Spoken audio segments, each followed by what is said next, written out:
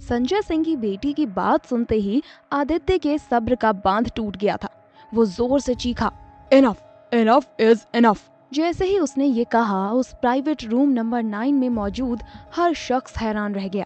तभी उसने संजय सिंह की बेटी की तरफ इशारा करते हुए साक्षी से आगे कहा, इनफ, मुझे नफरत है उन लोगों से जो मेरा समय और खाना इस तरह बर्बाद करते हैं। इसे इसकी प्लेट वापस दो। इसने यही खाना ऑर्डर किया था तो ये खाएगी भी यही। साक्षी ने वो प्लेट टेबल पर दोबारा वापस रखी और वो मिस्टर रघुवंशी की तरफ दोनों पलकें झपकाकर थैंक्स बोल दी। ये देखकर आदित्य के चेहरे पर एक प्यारी सी मुस्कान आ गई। अगले ही पल उसने संजय सिंह की बेटी की तरफ देखा और कहा, तुम जो कुछ भी कर रही हो ये मेरे लिए सब बर्दाश्त के बाहर है। फिर उसने संजय से कहा, संजय सिंह, मैंने तुम्हारी बेटी की बदतमीजी बहुत बर्दाश्त कर ली। भले ही मैं शहर का सबसे अमीर आदमी हूँ, लेकिन फिर भी मैंने कभी भी अपने से छोटे आदमी को नीचा नहीं दिखाया। और एक तुम्हारी बेशर्म बेटी है। साक्षी ने जैसे ही आदित्य रघुवंशी को गुस्से में देखा तो उसने रूम से बाहर जाने का डिसाइड किया। उसने उन सभी को झुककर ग्रीट किया और वहां से चली गई। वो चलते हुए बिल्कुल किसी अप्सरा की तरह लग रही थी। उसे जाते देखकर आदित्य का दिल उदास हो गया। मुझे समझ में नहीं आ रहा कि मैं ऐसा क्यों फील कर रहा हूँ। ऐसा क्यों लग रहा है कि ये वेट्रेस मेरी आंखों से दूर नहीं जाए। वहीं वीआईपी रूम के बाहर आते ही साक्षी ने राहत की सांस ली। उसने कहा, मुझे पूरा यकीन है कि मैं अगर इस कमरे में दोबारा गई तो उस औरत का मुंह तोड़ दूंगी। अच्छा हुआ उस आदमी ने बोल दिया, वरना। साक्षी ने अपने सारे विचारों को एक तरफ झटका और किचन की तरफ चली गई। किचन में आकर काउंटर के सहारे खड़ी हुई और मानव को शिकायती लहजे में बोली, मानव, उस टेबल का काम किसी और को दो, वरना आज रात मैं अपनी जॉब से हाथ धो बैठूंगी। मानव साक्षी की ये बात सुन के चौंक गया। पागल हो क्या? उस टेबल से तुम्हें अच्छी खासी टिप मिल सकती है। साक्षी तुरंत बोली, कोई बात नहीं, यहाँ उसके अलावा और भी टेबल है, मैं वहाँ काम कर लूंगी। वैसे भी ये शिफ्ट खत्म होने के बाद मैं दूसरी नौकरी ढूंढने वाली हूँ। तभी मानव ने साक्षी को खाने की प्लेट दी। तो पहले ये खाओ, फिर आगे का सोचना। वैसे भी हमेशा बिजी रहती हो। साक्षी ने मुस्कुराते हुए मानव को साइड हक किया। मुझे सच में बहुत भूख लगी थी, थैंक यू सो मच मानव। साक्षी खाने की प्लेट लेकर वहीं रखे टेबल पर बैठ गई और खाना खाने लगी। साक्षी ने अपना खाना पूरा किया और बाकी के ऑर्डर लेने चली गई, पर वो प्राइवेट रूम नंबर 9 में एक बार भी नहीं गई।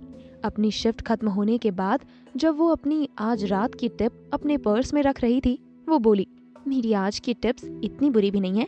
एक आखिरी बार उस फ्लोर पर जाकर देख लेती हूँ, कहीं किसी को किसी चीज की जरूरत तो नहीं है। साक्षी आगे बढ़ गई, पर वहीं सामने दीवार का सहारा लिए आदित्य खड़ा था और फोन पर किसी से बात कर रहा था।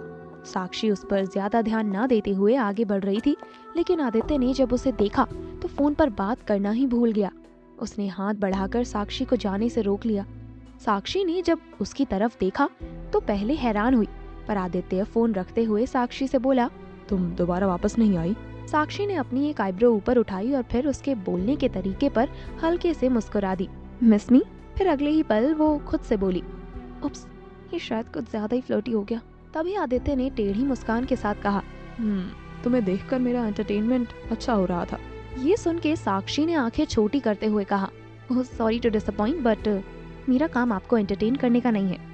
ये सुनकर आदित्य ने साक्षी को पलटकर जवाब नहीं दिया, बल्कि नोटों की गड्डी उसके हाथ में देते हुए कहा, ये उस लड़की की बदतमीजी के लिए। साक्षी ने पहले उस गड्डी को देखा और फिर एक टेढ़ी मुस्कान के साथ बोली, मेरी एंटरटेनमेंट की वैल्यू इससे कहीं ज्यादा है, और हाँ, इन पैसों की बजाय मैं उस बदतमीज लड़की को ये सिखाना ज्यादा पसंद करूंगी कि दूसरों से बात कैसे की जाती है। साक्षी ने वो नोटों की गड्डी आदित्य की जेब में रखी और मुस्कुराते हुए वहां से चली गई। आदित्य उसे अपनी गहरी आंखों से जाते हुए तब तक देखता रहा जब तक वो उसकी आंखों से ओझल नहीं हो गई। इंटरेस्टिंग। इतना कहकर आदित्य भी वहां से आगे बढ़ गया, पर उसका दिमाग अभी भी साक्षी पर ही था। वो खुद से बोला, आज से पहले मैंने ये सब कभी नहीं किया, लेकिन इस लड़की ने मेरा ध्यान अपनी तरफ खींचा है। दिखने में कितनी सीधी और भोली है, पर समय आने पर वो अपने सामने वाले को सबक सिखाने के लिए एक जंगली शेरनी बन जाती है। कैसे? मेरे सामने मेरी आंखों में आंखें डालकर मुझसे बातें कर रही थी, जो करने की हिम्मत किसी आदमी में भी नहीं है। वो तो फिर भी एक औरत है। औरतें मेरे आसपास सिर्फ और सिर्फ मेरे पैसे और रुतबे को देखकर आती हैं, इसलिए मुझे औरतों से नफरत है। लेकिन इस लड़की की बात कुछ अलग है। आदित्य दोबारा प्राइवेट रूम नंबर 9 में चला गया। वहाँ उसने उस मीटिंग की फॉर्मेलिटीज पूरी की। सारा काम होने के बाद वो अपने सेक्रेटरी के साथ वहाँ से बाहर आ गया। बाहर आते ही उसने विवेक से कहा, आज के बाद मिस्टर सिंह के साथ मेरा कोई भी डिनर फिक्स मत करना। ओके सर, मैं कार मंगवाता हूँ। ये कहकर विवेक वहाँ से चला गया और आदित्य एक बार फिर से साक्षी से मिलने की उम्मीद में वहाँ से रेस्टोरेंट की तरफ चलने लगा। तभी किसी ने अचानक पीछे से उसके सिर पर वार किया। आदित्य खुद को संभाल ना सका और वो वहीं बेहोश हो गया। उसके बेहोश होते ही किसी ने उसे एक तरफ खींच लिया जहाँ पर ज्यादा कोई आता जाता नहीं था। वहीं दूसरी ओर किचन में साक्षी ने मानव को बताया, प्राइवेट रूम नंबर 9 में जो शख्स था उसने मुझे पैसे देने की कोशिश की। यहाँ पर हर कोई एक जैसा ही आता है। उन्हें लगता है कि पैसों से वो हर किसी को खरीद सकते हैं। मुझे लगा था कि वो बाकी लोगों से अलग है, लेकिन वो मेरी गलतफहमी थी। साक्षी बहुत डिसअपॉइंट थी। उसका लटका हुआ चेहरा देख के मानव ने कहा, तुमने अच्छा किया जो तुमने उससे वो पैसे नहीं लिए। क्या पता उसके दिमाग में क्या चल रहा हो। बी केयरफुल साक्षी। मैं जानती हूँ मानव, तभी मैंने उससे वो पैसे ना लेकर वापस उसकी जेब में डाल दिए। इतना कहकर उसने अपने स्कार्फ को सही किया और बोली, खैर मैं कुछ देर के लिए बाहर जा रही हूँ, खुली हवा में सांस लेने। यहाँ आई हुई सभी औरतों ने इतना ज्यादा परफ्यूम लगाया हुआ है कि मेरे सिर में दर्द होने लगा है। इसके बाद वो वहाँ से बाहर चली गई। वो रेस्टोरेंट से बाहर आई ही थी कि तभी उसे कुछ दूर आहट सुनाई दी। उसने देखा तो कुछ परछाइयां बन रही थी। वहाँ कौन है? वहाँ तो कोई नहीं जाता। साक्षी ने धीरे धीरे अपने कदम उस ओर बढ़ा दिए। जब वो संकरी सी गली के पास पहुंची तो उसने जो कुछ भी देखा वो चौंक गई। वो आदमी वहाँ नीचे क्यों पड़ा है और उसके पास वो दो आदमी कौन खड़े हैं? कहीं ये...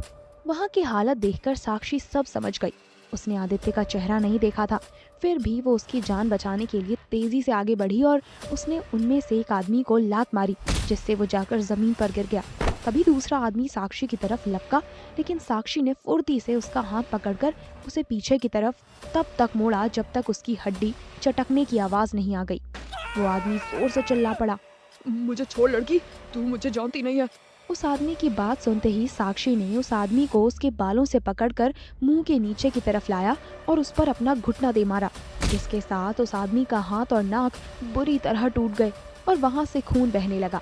उसका साथी जो जमीन पर गिरा हुआ था जल्दी खड़ा हुआ और उसने आकर पीछे से साक्षी की गर्दन को पकड़ लिया। साक्षी ने अपनी कोहनी को उसके पेट में मारा और फुर्ती से पीछे मुड़कर उसके पैरों के बीच में अपना घुटना दे मारा। उस आदमी के दर्द से कराहने आवाज आई और वो नीचे की तरफ झुक गया। उसके झुकते ही साक्षी ने उसे एक जोरदार लात मारी और वो भी नीचे जा गिरा।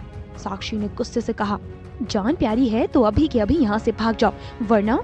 वो दोनों अपनी जान बचाते हुए वहाँ से भाग निकले। साक्षी जल्दी से वहाँ उस नीचे गिरे हुए आदमी के पास गई।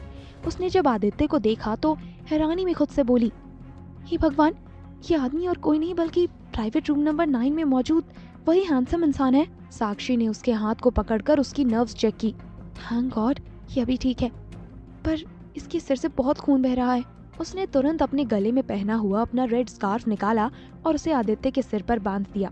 साक्षी ने उसे कंधे का सहारा देकर उसे खड़ा किया और उसे बाहर ले आई। बाहर निकलने के बाद उसकी नजर विवेक पर गई। साक्षी उसे पहचान गई और तुरंत उसे मदद के लिए बुलाया। Excuse me, please help us. Vivek ने जब पीछे देखा तो अपने बॉस को इस हालत में देखकर घबरा गया। वो दौड़ते हुए वहाँ आया। ओह गॉड, ये क्या हुआ है सर को?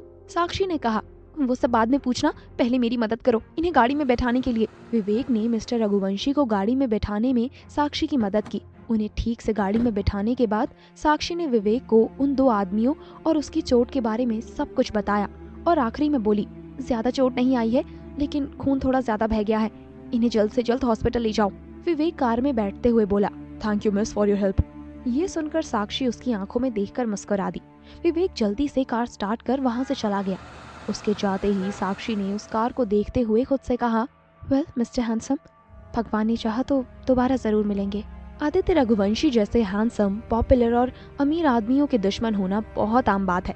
फिर भी साक्षी ने सोचा, एक बार घर जाकर मैं जरूर चेक करूंगी कि मेरा ये मिस्टर हैंडसम है कौन, है तो मेरे टाइप का।